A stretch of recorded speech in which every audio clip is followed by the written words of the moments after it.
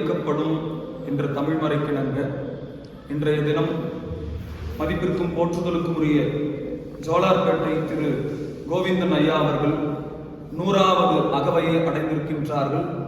100 வயது நிறைவு பெற்ற 1000 பிறை கண்ட அப்பெரியவரை காண்பதும் அவரை தரிசிப்பதும் புண்ணியமான ஒரு செயலாக நாம் கருதுகின்றோம். பைரவ நிலையத்தின் சார்பாக கோவிந்தன் ஐயா அவர்களை வாழ்த்தி வணங்கி மரியாதை செய்கின்றோம். தென்னாடுடைய சிவனையை போற்றி,